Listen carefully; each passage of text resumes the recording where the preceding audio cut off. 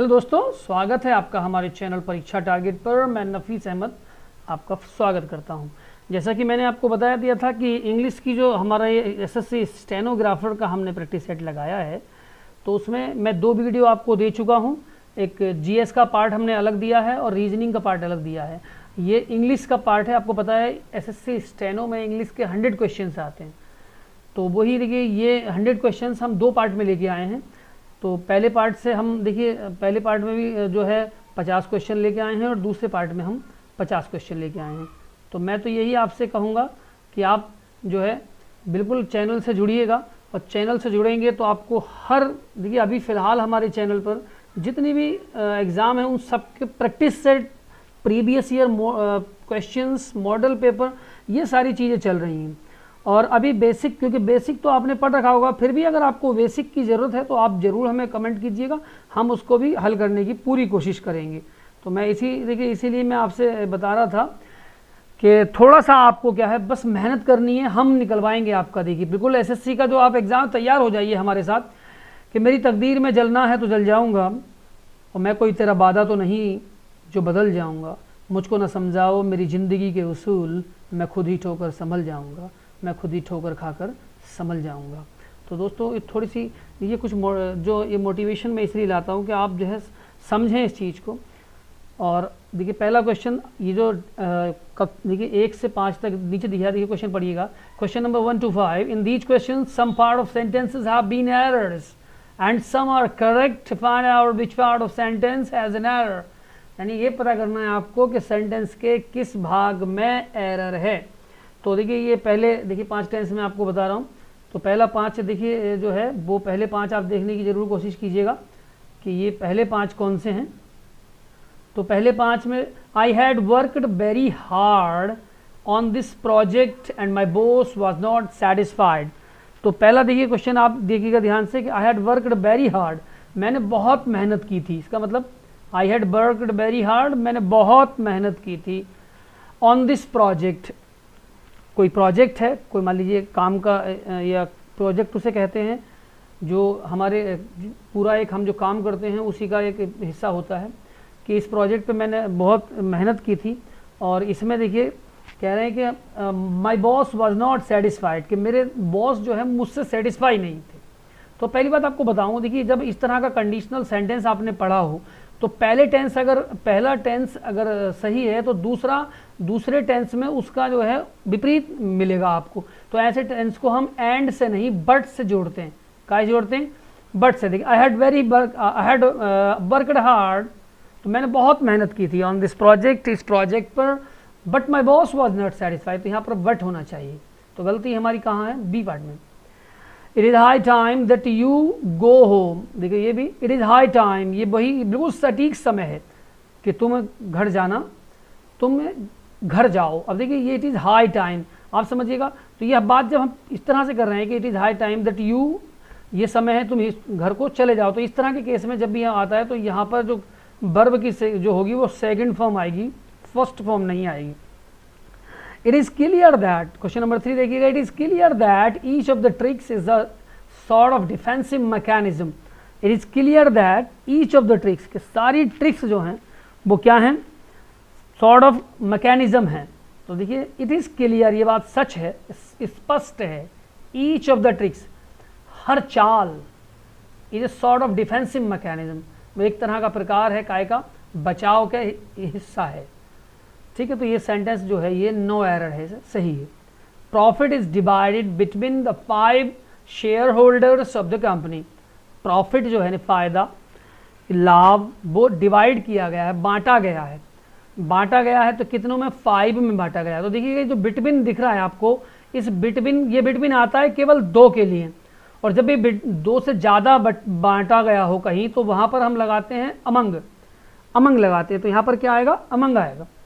दूसरा देखिए, the art exhibition is a big hit. Art exhibition is a big hit and they made a lot of profit. यानी art की जो exhibition थी वो कैसी थी? बहुत बड़ी हिट थी। एग्जीबिशन कहते हैं प्रदर्शनी को, और आर्ट कहते हैं कला को। बिग हिट थी, and they made a lot of practice. तो देखिए अब देखिए काम तो हो चुका, जब बात कर रहे हो कि बहुत अच्छी थी तो यहाँ पर इज क्यों आएगा, तो यहाँ आना चाहिए बाज। ठीक, नेक्स्ट देखिएगा आप, मैं आपको अगली स्लाइड पे लेके चलता हूँ। देखिए क्वेश्चन नंबर 6, आई सा ए portion of the manuscript on birds. मैंने एक पोर्शन देखा, ऐसा मैंने देखा, पोर्शन कहते हैं हिस्से को, भाग को, ऑफ द मैन्युस्क्रिप्ट कहते हैं हस्तकला को, जो हस्तकला होती है हाथ से बनी हुई उसे कहते हैं। ऑन बर्ड्स कहे पर, पक्षियों पर। तो देखिए अब आई सा मैन्युस्क्रिप्ट ऑन बर्ड्स, तो आप इसे ज़रूर ध्यान से देखिएगा, इसमें क्या गलती आपको लग रही है। तो इसके हिसाब से देखिए पोर्शन जो है, जहाँ ये पोर्शन आपको दिख रहा है आई सा ए पोर्शन, या तो आप यहाँ पर ए लगा सकते हैं, एक आर्टिकल की कमी है, तो या तो आप यहाँ ए लगाइए या यहाँ पर आप दा लगाइए। ठीक है, आई सा द पोर्शन, इसे कैसे भी कह सकते हैं, इस तरह से भी कह सकते हैं, आई सा ए portion of the manuscript on words. तो यहाँ गलती है इसके ए पार्ट में। The students were playing besides the school building. अब देखिए ये द स्टूडेंट्स कहते हैं विद्यार्थी, वर प्लेइंग खेल रहे थे, बिसाइड्स, तो ये दो वर्ड हैं, मैं आपको बता देता हूँ, एक होता है बिसाइड और एक होता है बिसाइड्स। ठीक है, तो बिसाइड्स कहते हैं के अलावा, इसका तो मतलब होता है के किसी चीज़ के अलावा, और इसका होता है नियर या करीब में, पक्ष में। देखिए नियर ही लगा दीजिए, करीब में बिल्कुल। तो यहाँ पर यानी बच्चे जो है वो स्कूल की बिल्डिंग के बराबर में खेल रहे हैं, तो यहाँ बिसाइड्स नहीं बिसाइड होगा, तो इसमें एस नहीं आएगा, इसका मतलब इसके सी पार्ट में गलती है। ठीक है, इसका आंसर होगा C. Every boy have to submit the assignment by this evening, यानी हर लड़के को जो है वो साइन करना है। क्या साइन करना है, ये जमा करना है, जमा करना, सबमिट कहते हैं जमा करने को। क्या जमा करना है, असाइनमेंट। असाइनमेंट कहते हैं गृह कार्य को, जो कार्य होता है हमारा उसे असाइनमेंट बोलते हैं। तो देखिए अब देखिए एवरी बॉय, जब एवरी बॉय की जब इस तरह से ये जितने भी ईच एंड एवरी ये सब वर्ड होते हैं, इनके साथ जो हेल्पिंग वर्ब होती है वो सिंगुलर होती है, तो यहाँ पर हैज होना चाहिए। क्या होना चाहिए, यहाँ पर हैज होना चाहिए। ठीक है, my furniture has been damage to in transit. देखिए मेरा जो फर्नीचर है, फर्नीचर आप जानते हैं लकड़ी के सामान को कहते हैं, वो क्या हो गया, डैमेज हो चुका था। अब हैज बीन के साथ तो डैमेज्ड, आप ये तो या तो मान लीजिए ये तो इस तरीके से थर्ड फॉर्म में आता है, लेकिन यहाँ हैज बीन नहीं, was damaged in transit. Transit कहते हैं लाने ले जाने में, जो हम जो ये इस तरह का कार्य होता है ना, इधर से उधर रखने का, तो उसे ट्रांजिट बोलते हैं। ठीक है, अब देखिए she invited all her daughter in laws, उसने इन्वाइट किया, बुलाया, किसे, सबको, अपनी ऑल डॉटर इन लॉ। अब डॉटर इन लॉ कहते हैं, आप जान लीजिए डॉटर इन लॉ जो साली वगैरह होती हैं ना, उन्हें कहते हैं। जो ससुराल में सालियाँ होती हैं कोई सी भी हों तो उन्हें डॉटर इन लॉज कहते हैं। तो to the grand party last week, काय के लिए बहुत शानदार पार्टी थी पिछले हफ्ते, तो डॉटर इन लॉज नहीं होता, ये डॉटर इन लॉ होगा। ठीक है, इसमें यहाँ गलती है, इसके बी पार्ट में। कौन से पार्ट में, बी पार्ट में गलती है। नेक्स्ट आप देखिएगा, देखिए क्वेश्चन नंबर 11 पे आपको लेकर चलता हूँ। ये यहाँ पर प्रीपोजिशन 10 से 13 तक आपको प्रीपोजिशन भरने हैं, और अगर आपको पता है तो इसे आसानी से आप प्रीपोजिशन भर सकते हैं। पहला क्वेश्चन देख लीजिएगा, he was convicted, he was convicted. तो कन्विक्टेड आपको पता ही है, कन्विक्टेड जो है हमेशा कन्विक्ट के बाद क्या आता है, यानी वो है दोषी था, काय का, मैनस्लॉटर का, ऑफ आता है कन्विक्टेड। मैनस्लॉटर जानते हैं, यानी मानव हत्या को कहते हैं, उसके लिए। तो इसका में आएगा Sonia dislike the eating, Sonia पसंद नहीं करती खाना, इन द रेस्टोरेंट, कौन से रेस्टोरेंट में, तो देखिए नॉइजफुल, नॉइजी, नॉइजी, तो इसमें देखिए ये इसका एडजेक्टिव है, तो नॉइजी में, काय में, नॉइजी रेस्टोरेंट। नॉइजी रेस्टोरेंट आप जानते ही हो, नॉइजी रेस्टोरेंट कहते हैं जो ऐसे रेस्टोरेंट जहाँ पर शोर शराबा होता है, शोर शराबा वाले रेस्टोरेंट को हम लोग नॉइजी रेस्टोरेंट कहते हैं। तो इस तरीके से देखिए नॉइजी रेस्टोरेंट की बात चल रही है, आप ध्यान रखिएगा। अब आगे देखिए, there's a cinema near the station. तो देखिए एक सिनेमा है, कहाँ पर, सिनेमा हॉल आप जानते हैं कहाँ पर है, स्टेशन के पास में। तो जब इस तरह का आता है तो देखिए देयर्स, ये देयर, देखिए इसके अंदर जो है, अगर हम इसे खोले तो हम लेंगे देयर इज ए सिनेमा, यहाँ पर इज होना चाहिए इस तरीके से। तो इसका जो है अगर आपको लगाना है तो इजंट देयर, क्या होगा, इजंट देयर। नेक्स्ट आप देखिएगा ये 14 से 15 तक जो है, 14 से 15 तक यानी 2 क्वेश्चन हैं ये, इनमें आपको क्या भरना है। 14 से 15 में देखिए पहला वाक्य जो है इसमें प्रीपोजिशन भरना है, how much did you spend, तुम कितना खर्च करते हो, how much did you spend, ये तुमने कितना खर्च किया, काय पे किया। अब देखिए किस चीज़ पर, तो उसके लिए हम लोग क्या लगाते हैं, उसे हम लगाते हैं ऑन द रोजेज, काय पे, on the roses.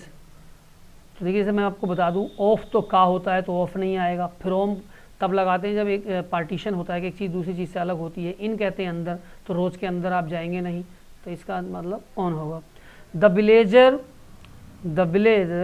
Dot for a long time had no courage speak before the educated city crowd, यानी जो गांव वाले होते हैं, विलेजर कहते हैं गांव वालों को, फॉर अ लॉन्ग टाइम, लंबे समय तक, हैड नो करेज, उनके पास क्या नहीं था, हिम्मत नहीं थी, क्या करने की, बोलने की, स्पीक करने की, किसके सामने, एजुकेटेड सिटी क्राउड, जो शहर का पढ़ा लिखा विभाग भीड़ होती है ना, उसके सामने। तो अब इस तरह के देखिए, ये आपने सुना होगा स्टैंड फॉर आता है, स्टूड फॉर आता है किसी चीज़ के लिए, तो यहाँ आएगा stood for a long time, वो नहीं टिक सके, नहीं रुक सके। तो इस तरीके से हमें एडजस्टेड, आप जानते हैं एडजस्ट कहते हैं किसी चीज़ को एडजस्ट करना या किसी चीज़ को सही स्थान पर ले जाना। हेजिटेट कहते हैं शर्माने को या घबराहट को, और गेज कहते हैं घूरने को। तो ये सारी चीज़ें मैं आपको साथ साथ बताता ले के चलूँगा, आप घबराइएगा नहीं। पूरे हम लोग 50 क्वेश्चंस पहले पार्ट में, 50 क्वेश्चंस दूसरे पार्ट में इसके डील करेंगे। देखिए जैसे पहला है अब ये गैरलस जो है, गैरलस।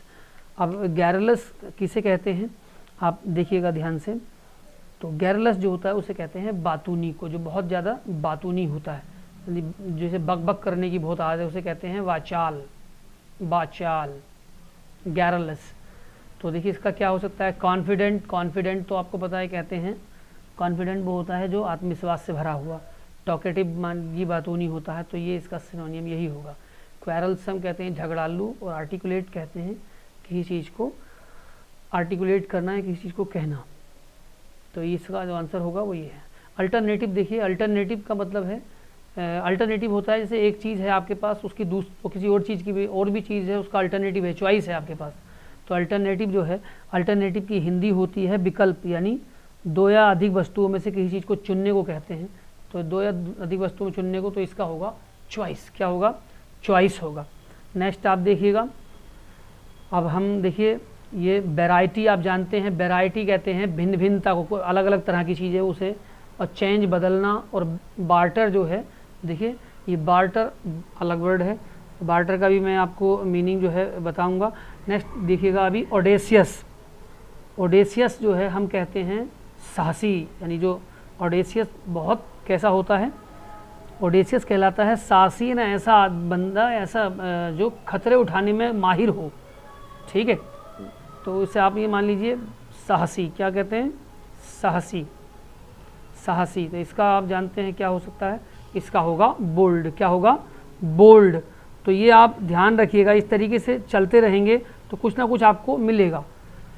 ये बार्टर देखिए जो मैं आपको बता रहा था, इसे कहते हैं माल बदलने को, या घाटे का सौदा करना, क्या करना, घाटे का सौदा या अदल बदल करना, ये अदल बदल करना, अदल बदल करना, ठीक है। नेक्स्ट आप देखिए काइंड, आप जानते ही हैं दयालु होता है, दयालु होता है काइंड। कवार्डली आप जानते हैं कायरता से भरा हुआ कहते हैं, जो कायर होते हैं ना, कायरता से, ये एडजेक्टिव है उसका, नहीं उसका एडवर्ब है। और बोल्ड कहते हैं साहसी या बहादुर को, ठीक है। और क्रूअल कहते हैं निर्दयी को, जिसमें दया ना हो, जिसके दिल में रहम ना हो, उसे कहते हैं क्रूअल, ठीक है। तो ऑडेसियस भी उसी को कहते हैं, ठीक है। अब आप देखिएगा, चलते रहिएगा थोड़ा थोड़ा करके, तो मैं आपको थोड़ा थोड़ा करके बताता रहूँगा, आपको टेंशन भी नहीं होने की है। 2 क्वेश्चन है देखिए, इसमें आपको क्या देना है, choose the out of 4 alternative choose the one which best expressing the meaning of given word. इसका वर्ड का यानी ये भी सिनोनियम के रूप में ही आया है। डेस्ट्रक्टिव आपको पता है, डेस्ट्रक्टिव कहते हैं विनाशकारी, डेस्ट्रक्टिव किसे कहते हैं, विनाशकारी को कहते हैं, विनाशकारी। ठीक है, जो बहुत ज़्यादा डिस्ट्रक्टिव यानी विनाशकारी चीज़ जो होती है उसे कहते हैं, नाश करने वाला, क्षति पहुंचाने वाले को। तो ये देखिए इसका जो आपको होगा कौन सा होना चाहिए, तो वो होगा ट्रबलसम। आप जानते हैं ट्रबलसम किसे कहते हैं, तो ट्रबलसम भी परेशान करने वाले को कहते हैं, ठीक है। एपैथेटिक कहते हैं, पैथेटिक जो है वो दयावान, और एपैथेटिक वो निर्दयी, डैमेजिंग। तो बिना ये विनाशकारी का जो इसका आंसर है वो सी है। क्या है इसका आंसर, सी। रिपग्नेंस, देखिए रिपग्नेंस है। अब रिपग्नेंस का भी मैं आपको मीनिंग बता दूं। रिपग्नेंस कहते हैं घृणा या नापसंद की भावना। जैसे मान लीजिए किसी से आपके अंदर घृणा है, आप किसी को पसंद नहीं करते, तो उसे रिपग्नेंस कहते हैं, ठीक है। तो रिपग्नेंस इस तरह का वर्ड है, इसे भी आप ध्यान रखिएगा। अब इसका हम कौन सा हो सकता है, तो रिपग्नेंस का देखिए पहला है फ्रैगमेंटेशन। क्या है पहला, पहला है फ्रैगमेंटेशन, ठीक है। तो फ्रैगमेंटेशन मैं आपको बता रहा हूँ।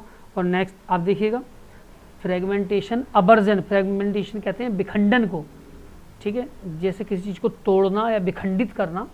इसका फ्रैगमेंटेशन का क्या मतलब है, इसका मतलब है विखंडन, ठीक है, विखंडन। विखंडन ये बिंदी नहीं है, विखंडन, ठीक है।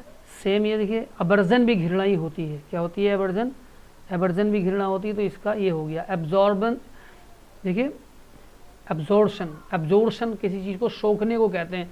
जैसे आप जानते हैं ना एब्जॉर्बिश, जो कोई कपड़ा वगैरह से कोई चीज़ को पानी वगैरह को सोखता है, एब्जॉर्ब करता है, उसे एब्जॉर्प्शन कहते हैं। और रिप्रेजेंटेशन आपको पता ही होगा, रिप्रेजेंट कहते हैं प्रस्तुति को, या प्रस्तुतिकरण रिप्रेजेंटेशन कहता है। जैसे आप किसी चीज़ की प्रस्तुति कर रहे हैं, ड्रामे वगैरह की, मान लीजिए किसी के सामने कोई चीज़ आप प्रदर्शित कर रहे हैं, तो उसे हम रिप्रेजेंटेशन बोलते हैं, ठीक है। नेक्स्ट आप देखिएगा आगे,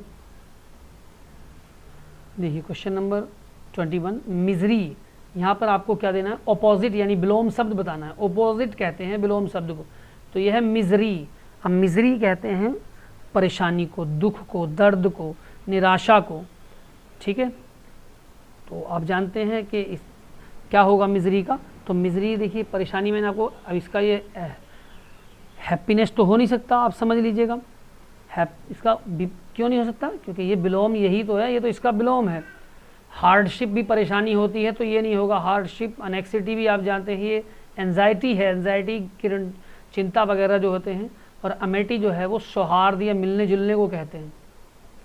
ये ओडेसियस देखिए फिर आ गया, ओडेसियस वही बहादुर, ओडेसियस बहादुर, साहसी, ऐसे मान लीजिए आप।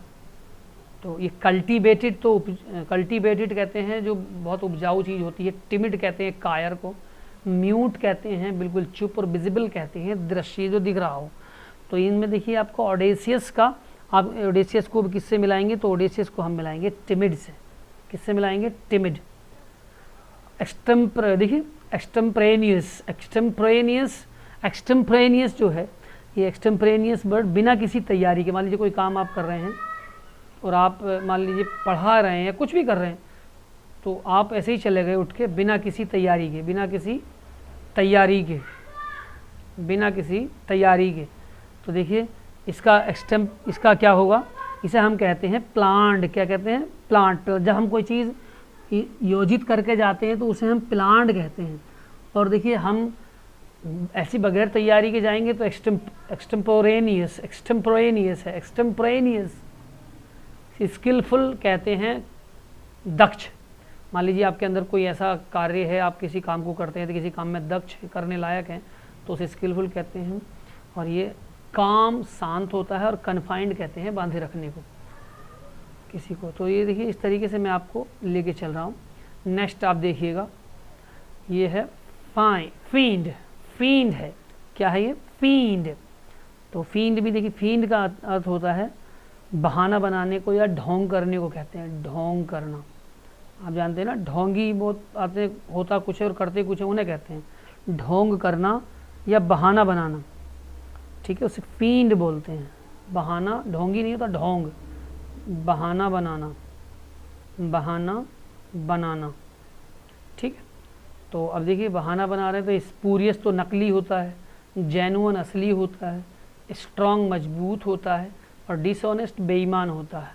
तो आपको क्या लग रहा है इसका फींड का, तो फींड का होना चाहिए जेन्युइन। क्या होना चाहिए, जेन्युइन होना चाहिए। और बायोस्ट्रस, बायोस्ट्रस देखिएगा, बायोस्ट्रस कहते हैं शोर एवं ऊर्जा से भरा हुआ, जैसे किसी काम को करने के लिए आपके अंदर बहुत सारी ऊर्जा है तो उसे हम बायोस्ट्रस कहते हैं। बायोस्ट्रस कहते हैं ऊर्जावान, कैसे कहते हैं, ऊर्जावान।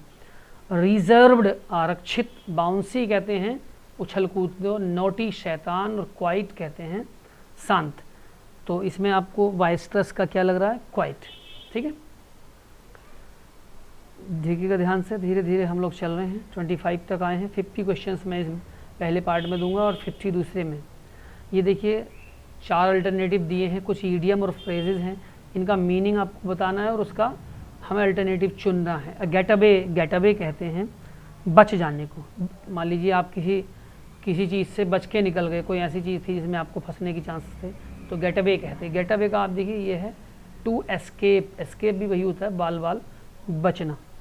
फेस मुकाबला करना, रीच देखिए टू पास गुजरना, टू रीच पहुंचना, तो इसका आंसर होगा सी।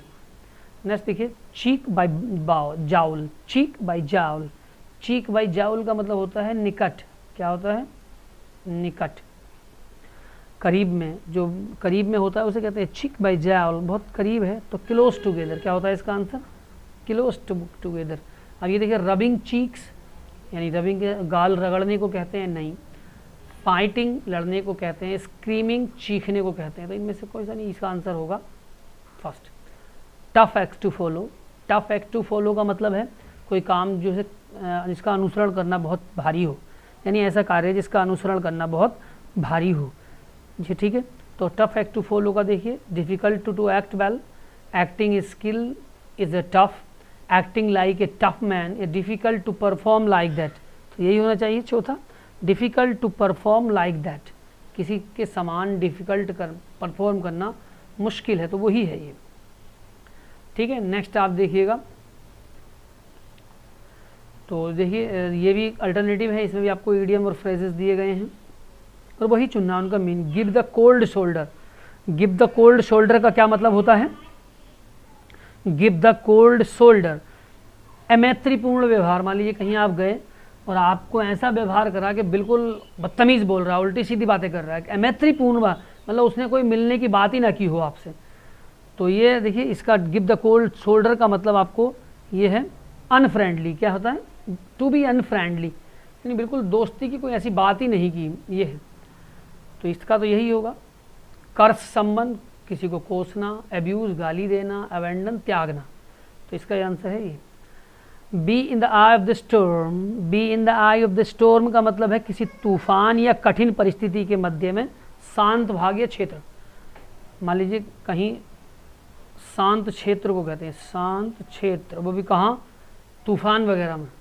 ठीक है, to be involve in controversy, to be deeply involve in a crime, to be deeply involve in a job, to be deeply involve in a political movement, तो political movement का इससे कोई मतलब नहीं है। नौकरी का, क्राइम का, कंट्रोवर्सी जिसमें आती है उसमें है ये, कंट्रोवर्सी कहते हैं विवाद वगैरह में आप अगर उसमें इन्वॉल्व हैं तो ये उसके लिए है। ठीक है, नेक्स्ट आप देखिएगा, नेक्स्ट में देता हूँ ये, in these questions the first and last sentence of the passage are numbered 1 to 6, तो इसमें देखिए 1 to 6 जो है ये इस तरीके से नंबर्ड हैं और इसमें PQRS 4 टेंस दिए गए हैं, क्योंकि इसमें 4 तो ये PQRS टेंस हैं और 2 ये हैं, पहला और छठा। तो ये देखिएगा इसमें आपको इसमें ये बताना है कि किस इनका सीरियल क्या होगा, किस क्रम में लगाना है, तो इसका क्रम लगाने वाला आपको बताना है। अगर क्रम आपको पता लग गया तो आप आसानी से इसे बता सकते हैं। देखिए मैं आसान तरीका आपको बताता हूँ। सबसे पहली चीज़ समझिएगा, देखिए जैसे सबसे पहले तो आप जो दिया है क्वेश्चन देखिए, the king called his 3 daughters, राजा ने अपनी 3 बेटियों को बुलाया, to know from their own lips which of them loved him best, ये बात जानने के लिए कि उनके मुंह से वो जानना चाहता था कि उनमें से कौन सी उससे ज़्यादा प्यार करती है। ठीक है, लव्ड हिम बेस्ट, सबसे ज़्यादा करती है। अब देखिए इसमें आपको किस तरीके से इसे लगाना है वो आप जानने की कोशिश कीजिएगा। पहला ही देखिएगा, पहला ये है Goneril the eldest declared that she had loved her father more than words could give out. यानी जो शब्दों में बयां ना किया जा सकता हो, इससे ज़्यादा प्यार करती है वो अपने फादर से। ये बात की किसने? गोनेरिल ने। अब जब गोनेरिल ने ये बात की तो इसके बाद कौन सा टेंस होना चाहिए? मान लीजिए पहली बात यही है, Regan and the second daughter, तो ये टेंस तो पहले आ नहीं सकता। क्यों? क्योंकि पहले इसकी बात चल रही है, the birds of Goneril delighted the king. अब देखिए गोनेरिल के शब्द जो है वो उन्हें डिलाइट कर दिया। तो डिलाइट कर दिया तो उसके लिए आपको मैं थोड़ा सा बता दूं। देखिए ये पहला होगा पी और दूसरा ये आर, क्योंकि गोनेरिल की बात चल रही तो पी आर और उसके बाद आना चाहिए रेगन, ये सेकंड डॉटर आई तो फिर क्यू और उसके बाद एस। तो आंसर होना चाहिए ए। देखिएगा ध्यान से, नेक्स्ट आप देखिएगा, Nick was bored with his life. Nick जो है वो अपनी ज़िंदगी से बोर हो गया था। ठीक है, अब इसमें भी आपको मिला के बताना है कि कौन सा होना चाहिए। ही कॉट द सेम बस टू वर्क, वो अपने रोज़ाना काम पे जाता था उसी बस से। He did the same thing in office, office में सेम वही काम करता। He got up exactly the same, सुबह को सेम उठता था। और every day was exactly the same, हर रोज़ सेम ही काम करता था। तो आप समझने की कोशिश कीजिएगा, सबसे पहले तो वो क्या करेगा? जागेगा। गॉट अप यानी वो उठता था, तो पहले कौन सा होना चाहिए इसमें से? देखिए मेरे हिसाब से अब जब आप इसे लगाना चाह रहे हैं, every day was exactly same, पहले तो उसका हर दिन सेम था। कौन सा था उसका? हर दिन सेम था।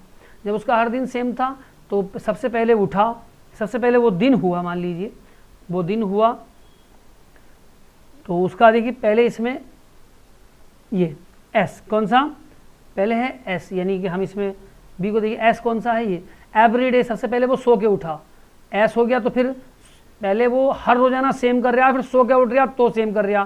पहले नंबर पे ये हुआ, दूसरा ये हुआ। उसके बाद क्या करेगा? वो बस से गया, तो तीसरा ये हुआ, और फिर ऑफिस में पहुंचा तो काम करा। तो इस तरीके से लगाएंगे, पहले एस फिर आर और उसके देखिए फिर ये पी और फिर क्यू। इसका आंसर ये होना चाहिए। नेक्स्ट आप देखिएगा, if we look around us today, अगर हम अपने चारों ओर देखेंगे तो हम क्या करते हैं? देखिए around us today that is shattered by violence. तो हम चारों ओर देखें तो ये चारों ओर जो है ना वो हिंसा छितराई पड़ी है। शैटर्ड कहते हैं, इधर उधर हर जगह आपको वायलेंस मिल जाएगी। वायलेंस कहते हैं हिंसा को, नॉन वायलेंस कहते हैं अहिंसा को। ठीक है, the effect of which a world we will find. तो किस तरीके से आप इसे लगाना चाहेंगे? देखिए पहले क्या लग रहा है, सबसे पहले देखिए सब्जेक्ट लगाएंगे तो यहाँ से बी विल फाइंड, हम ये पाते हैं, यानी पहले एस आएगा। तो पहले एस किस में है? इसी में है, तो यही आंसर होना चाहिए ना। उसके बाद R, we will find a world, के एक दुनिया में क्या है? That is shattered by violence, जो छाया पड़ा है, the effect of which continue to influence. तो इस तरीके से इसका आंसर होगा ये। नेक्स्ट आप देखिएगा, ये देखिए मिल्टन, इसमें भी आपको PQRS मिलाना है। Milton was born in London in 1608। John Milton का नाम आपने सुना होगा, उनका जन्म जो हुआ था लंदन में 1608 में हुआ था। एंड वॉज एजुकेटेड, और पढ़ाई कहाँ? Saint Paul school London, London के सेंट पॉल स्कूल में हुई थी। और एट कहाँ है ये? Cambridge University. और कैम्ब्रिज यूनिवर्सिटी दुनिया की बहुत प्रसिद्ध यूनिवर्सिटियों में से है। तो देखिए सबसे पहले आपको ये बात यहाँ तक इनकी आ गई। तो इसके बाद देखिए, after the execution of the king Milton entered the service of the Commonwealth government in 1649 as a Latin secretary, यानी 1649 में उन्होंने कॉमनवेल्थ में लैटिन सेक्रेटरी बन गए थे। ही ऑब्टेन हिज MA डिग्री, उन्होंने अपनी MA डिग्री ली थी 24 साल की उम्र में। तो जब वो डिग्री, देखिए लंदन कैम्ब्रिज यूनिवर्सिटी से, तो उन्होंने पहले MA की डिग्री ली होगी, जब भी तो नौकरी करेंगे। तो इसका मेरे हिसाब से तो पहले क्यू होना चाहिए। क्या होना चाहिए पहले? हाँ पहले क्यू, क्यों पहले क्यू ये है, ऑब्टेन हिज MA डिग्री, तो पहले क्यू किस किस में है? पहले क्यू एक में ही है, तो बस यही आंसर होना चाहिए। फिर होगा आर, यानी after 6 years he went to on the tour, उसके 6 साल बाद फिर 1638 में टूर पे गए। फिर उसके बाद पी, उसके बाद उन्होंने राजा ने बुलाया और कॉमनवेल्थ की सेक्रेटरी बना दिया। और उसके बाद पी के बाद S, he began to writing Paradise Lost in, और 1658 में उन्होंने अपनी कविता लिखी थी और उसका नाम था पैराडाइज लॉस्ट। ठीक है, पैराडाइज लॉस्ट आप जानते ही हैं, जन्नत में खोना या जन्नत खोने को कहते हैं। An old man came and sat next to me, एक बूढ़ा आदमी मेरे पास आया और मेरे बगल में आके, नेक्स्ट टू मी का मतलब मेरे करीब बगल में आके बैठ गया। तो देखिए जब आके बैठ गया, आई ऑल्सो नोटिस, मैंने भी ये नोटिस इज क्लोज, ये तो पी तो इसमें पहले नहीं हो सकता। He had a long while bread, यानी उसकी एक लंबी दाढ़ी थी। I asked him what wanted to tell my future, मैंने उससे पूछा कि मेरे भविष्य के बारे में कुछ बताइए। He said that he wanted to tell my future, उसने खुद कहा था कि वो मेरा फ्यूचर बताना चाहता है। तो अब इसमें आपको कौन सा लग रहा है पहले? तो मेरे देखिए पहले तो मुझे लग रहा है पहले आना चाहिए ही हैड ए लॉन्ग, अब आगे बैठा तो ये क्यों पहले आना चाहिए। तो क्यों पहले इसमें कौन से में है? बस एक में ही है, तो आंसर यही होगा। इसे आसानी से आप एक ही सेंटेंस को पाके इसका आंसर निकाल सकते हैं, बहुत आसानी से, इतना बड़ा कुछ भी काम नहीं है इसमें। ठीक है, नेक्स्ट आप देखिएगा, ये 36 से 45, in these question a sentence has been given in active और passive voice on the other, ये एक्टिव और पैसिव वॉइस हैं, उसका जो सेम मिल रहा वही आपको देना। Did the sound disturb you, क्या जो आवाज़ है वो तुम्हें डिस्टर्ब करती है, यानी तुम्हें क्या करती है, परेशान करती है। पहले आप टेंस को पहचानने की कोशिश कीजिए। डिड द साउंड यानी ये पास्ट इंडेफिनिट का टेंस है, पास्ट इंडेफिनिट का सेंटेंस है, इसका मतलब, और इंट्रोगेटिव है, तो इंट्रोगेटिव है तो पैसिव वॉइस भी इंट्रोगेटिव में ही होगी। अब डिड वाले में देखिए, डिड वाले में डिड तो नहीं आ सकती, इसका मतलब ये तो नहीं होगा। और बाज या बर आता है। अब देखिए सबसे पहले हम बर लगाएंगे, उसके बाद हम यू लगाएंगे। बर यू डिस्टर्ब, क्योंकि बर्ब की थर्ड फॉर्म लगती है, इसमें थर्ड फॉर्म नहीं है तो ये भी नहीं होगा। Was was the sound disturbed, बस साउंड डिस्टर्ब नहीं हुई, ये हम डिस्टर्ब थे, तो were you disturb by the sound, ये वाला सही। नेक्स्ट आप देखिएगा, they made him the president of the club, यानी उन्होंने उसे क्लब का जो है प्रेसिडेंट बना दिया। अब क्लब का प्रेसिडेंट बना दिया, मेड हिम। अब देखिए मेड यानी ये भी पास्ट इंडेफिनिट का टेंस है। पास्ट इंडेफिनिट का इसका मतलब ये भी बाज बर से बनेगा। इसमें दो ऑब्जेक्ट हैं, देखिए, या तो आप इसे हिम से बना लें या इसी the president of the club इससे बना लें। तो हिम को उठाएंगे तो ही से बनेगा, यानी he was made the president of the club by them, तो आंसर तो पहला ही होना चाहिए। और दूसरा देखिएगा, ये the president of the club was made him by them, ये मुझे नहीं लग रहा। तो देखिए आंसर मेरे हिसाब से जो इसमें होना चाहिए वो कौन सा होना चाहिए, he was made the president of the club by them, he was made the president of the club by them, तो आंसर यही होगा। ठीक है, सारी चीज़ें मिक्सअप हैं और ये आया हुआ सेट है प्रैक्टिस जो मैं आपको बता रहा हूँ, सारी की सारी जो स्टेनो में आता है इंग्लिश का पोर्शन वही मैं आपको लेके आया हूँ। क्वेश्चन नंबर 38 देखिए, किंग मोक्ड एट द सर्वेंट, राजा जो था वो क्या हो रहा था, राजा जो था मोक्ड एट द सर्वेंट, वो नौकर पर मोक हो रहा था। क्या हो रहा था, मोक। तो आप अगर आपको पता है मीनिंग मोक्ड का और नहीं पता कहो तो मैं छोड़ देता हूँ, आप मुझे कमेंट बॉक्स में बताइएगा। ठीक है, मोक कहते हैं वैसे मजाक उड़ाने को, किसे कहते हैं बता देता हूँ, चलिए मैं ही, मजाक उड़ाना किसे कहते हैं, मजाक उड़ाना, किसी की मजाक बनाने को मजाक उड़ाना। ये तो देखिए कहाँ से बन सकता है, आप क्या लग रहा है इसका, देखिए इसका जो मुझे लग रहा है द सर्वेंट, आप यहाँ से बनाएंगे the servant was mocked by the king. अब देखिए इसमें the servant was mocked at एक साथ आएगा, the servant was mocked at by the king. ठीक है, तो आंसर होना चाहिए the servant was mocked at by the king, ये वाला, क्योंकि इसमें तो है ही नहीं एट, तो ये नहीं होगा। द सर्वेंट वाज बीइंग, तो बीइंग तो इसमें लगेगा ही नहीं। और देखिए the servant was to be mock, to be की तो इसमें कहानी नहीं है, तो आंसर तो यही होना चाहिए। आप समझते रहिएगा और फिर भी आपको कहीं लगे तो मुझे कमेंट बॉक्स में ज़रूर बताइएगा कि हाँ यहाँ पर मुझे drinking has ruined many people. देखिए ये ड्रिंकिंग आप जानते हैं ये वर्ड है ड्रिंकिंग, ये कहा क्या होता है, जीरेंट से बनाया, यानी जब वर्ब की फर्स्ट फॉर्म में आईएनजी लग जाती है और कोई उससे शुरू होता है तो वो जीरेंट कहलाता है, उसका मतलब ही वही होता है जो वर्ब का होता है। तो यानी देखिए ड्रिंकिंग कहते हैं पीने को, शराब पीने को, शराब ने कितनों को बर्बाद कर दिया, मैनी पीपल बहुत सारे लोगों को बर्बाद कर दिया। तो आप यहाँ से बना सकते हैं many people has been drunken by, has been ruined by drinking, many people has been, देखिए मैनी पीपल लगाएंगे तो हैव बीन लगाएंगे, हैज़ बीन तो लगा नहीं सकते, इसका मतलब आर वाला नहीं होगा, हैज वाला नहीं होगा, और ये वाला भी नहीं होगा, तो ये होगा आंसर। ठीक है, नेक्स्ट आप देखिएगा, बस हम करीब हैं, और मैं 50-50 का इसलिए ला रहा हूँ कि आप भी बोर ना हो और मैं भी बोर ना हो, है ना। By this time he will have received my letter, by this time he will have received my, ठीक है। तो आप समझने की कोशिश कीजिए, ये पैसिव वॉइस बनी हुई है, आपको इसकी एक्टिव वॉइस बनानी है। क्या बनानी है? एक्टिव वॉइस बनानी है। तो कौन सा आपको लग रहा है इसमें? देखिए ये है पैसिव वॉइस, देखिए विल हैव है तो पैसिव वॉइस बनाओगे, ये देखिए इसका है he will have received my letter, तो ही विल हैव बीन क्या लग जाएगा? इस तरीके से बनाएंगे तो विल हैव बीन है कहीं इसमें विल हैव बीन, देखिए by this time my letter will have been received by him.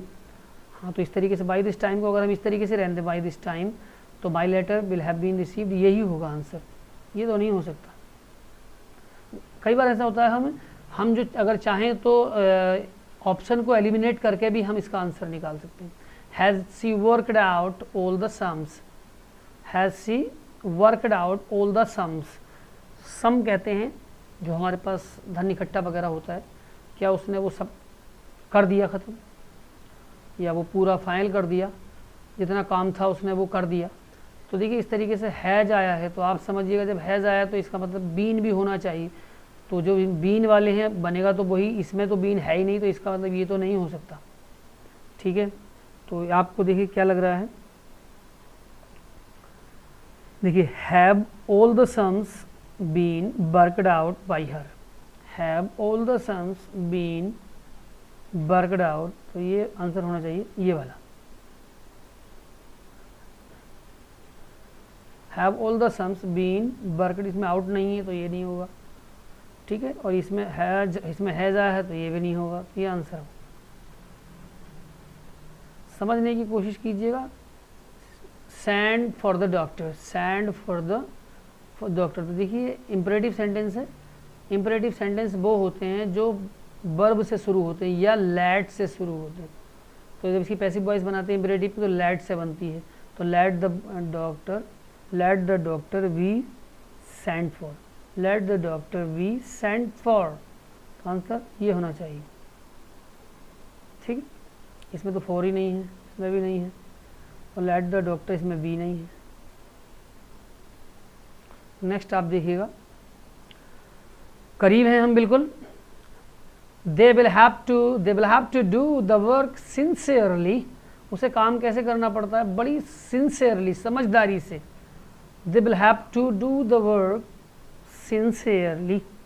अब समझिए कोई will have to be done, या टू आया है तो यहाँ टू बी डन होगा, क्या होगा? The work will have to be done sincerely, will have to be done. अब देखिए द वर्क, इसमें तो बीइंग लगा दिया, ये नहीं है। सिंसियरली द वर्क हैज़, ये नहीं है, ये दोनों तो नहीं हो सकते। अब देखिए इसमें हम देखते हैं द वर्क विल हैव, इसमें टू बी भी नहीं है, तो ये नहीं है, इसका मतलब यही आंसर है।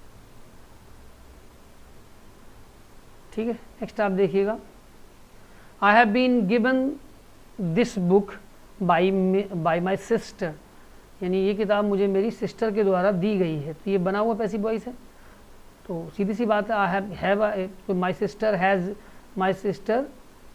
Has given me this book, my sister has given me this book, तो ये होना चाहिए, क्योंकि गेव मी तो नहीं, हैव आया है, तो बाज भी नहीं, और टू मी ये तो होना ही नहीं चाहिए, यही आंसर। नेक्स्ट आप देखिएगा, रन होम प्लीज़, घर की तरफ भागो, घर की तरफ दौड़ो। रन होम प्लीज़ का मतलब भी होगा क्या? घर की तरफ भागो या दौड़ो। तो अब देखिए इस तरह जब भी प्लीज़ आता है किसी में, तो आपको केवल क्या लगाना है? प्लीज़ की जगह, आपने पहले भी पढ़ रखा होगा, you are requested to, you are requested, REQUESTED, requested to जोड़ना है, you are requested to run home, बस you are requested to run home, तो आंसर यही होना चाहिए। देखिए यू आर टोल्ड ये नहीं है, यू आर प्लीज ये नहीं है, ये रन होम ये नहीं है। ठीक है, बस देखिए 5 और है, 50 क्वेश्चंस मैं आपके लिए लाया था, और मैं चाहता हूं कि 50 करने के बाद आप दूसरा पार्ट भी हमारे पास है 50 का, उन्हें भी देखिएगा, ठीक है। देखिए, in these question sentence part of the sentence is underline below, underline है, given alternative to the underline part at, उसके अल्टरनेटिव भी दिए गए, तो आपको बताना है कि इसके क्या आ सकता है। द एग्जामिनेशन विल कमेंस, यानी जो परीक्षा है वो शुरू होंगी, कमेंस शुरू होना, फ्रॉम 7 दिसंबर, कब से शुरू होंगी परीक्षाएं?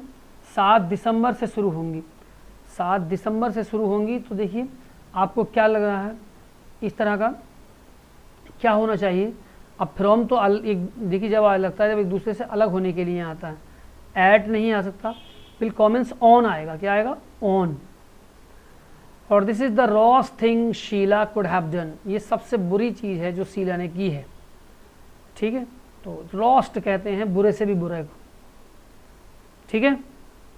तो इसमें आपको देखिए क्या कर सकते हैं आप, हम इसे this is the worst thing को बदलना है, this is the worst thing Sheila could have been done. तो ये तो देखिए Sheila could have done more worst, ये तो हो ही नहीं सकता, ये मोर आता है कंपैरेटिव डिग्री में और रोस्ट आता है सुपरलेटिव डिग्री में, इसका मतलब दोनों डिग्री एक साथ नहीं आ सकती, ये तो नहीं होगा। This is the most roast, ये भी मोस्ट और रोस्ट एक साथ नहीं आ सकते, नहीं होगा। Sheila could have done is it worst, ये भी नहीं है, इसका मतलब नो इम्प्रूवमेंट है ये। What did happen in the community hall is not a matter of our concern, जो कुछ कम्युनिटी हॉल में हुआ वो हमारे कोई मतलब की बात नहीं थी। What did happen, what did happen का मतलब आप समझिए, what did happen, अब जब आप what did happen what happened क्या मतलब हो सकता है, ऐसे कहते हैं what happens in the community hall, what happened, अब what happened देखिए कौन सा होगा, what happened ये होना चाहिए, ठीक है। दूसरा देखिए, the police failed in its attempt to disperse the crowd before the miscreant, देखिए miscreant set the fire on the bus, यानी पुलिस जो है वो फेल हो गई इन इट्स अटेम्प्ट, अपने सारे प्रयास लगा लिए उसने, वो नहीं भगा सकी, डिस्पर्स कर सकी भीड़ को, जिसने जो है बस को आग लगा दी थी। अब इसमें देखिए आपको क्या इसके अंदर लग रहा है, जो ये कमी आपको बता, देखिए सेट समथिंग ऑन फायर, तो देखिए सेट जो है कहाँ, समथिंग ऑन फायर है, किसे हम लगा सकते हैं, तो क्या लगा सकते हैं, सेट ऑन फायर है, ठीक है। क्या यहाँ आपको लग रहा है कि इसमें देखिए क्या होना चाहिए, ये set the bus on fire, set fire in the bus, set fire in the bus ये नहीं है, सेटिंग इन द ये नहीं है, ये भी नहीं है, इसका मतलब ये होगा। मधु प्रीफर्स कॉफ़ी टू टी, मधु जो है कॉफ़ी पीती, यानी कॉफ़ी पीती है चाय की जगह, क्या पीती है, चाय की जगह कॉफ़ी पीती। प्रीफर के बाद हमेशा टू प्रीपोजिशन आता है, तो ये तो सही है सेंटेंस, नो इम्प्रूवमेंट है, ये कुछ करने की ज़रूरत ही नहीं है, ठीक है। तो ये 50 क्वेश्चंस मैं आपके लिए लाया था, और ये 50 के 50 क्वेश्चंस हो चुके हैं। आप ये समझने की कोशिश कीजिएगा कि ये इंग्लिश का भी हम आपको पूरा पोर्शन कराएंगे, और कोई भी पार्ट बचना नहीं चाहिए, आपको वो सारे पार्ट मिलेंगे जो जिसकी आपको ज़रूरत है। बस आपको आग लगानी है एग्ज़ाम में, और आग जब ही लगा पाएंगे जब आप जुड़ेंगे हमारे चैनल से, और करिएगा मेहनत, और मेहनत कीजिएगा, जितनी मेहनत करेंगे उतना बेहतर है। आप प्रैक्टिस कीजिएगा इंग्लिश में, कहीं भी आपको इंग्लिश से किसी भी चीज़ में परेशानी आती है, कोई टॉपिक आप स्पेशली पढ़ना चाहते हैं तो बताइएगा ज़रूर, हम कमेंट बॉक्स में हम आपकी पूरी कोशिश करेंगे उसे सॉल्व करने की। चलिए, thank you for watching the video, that's all.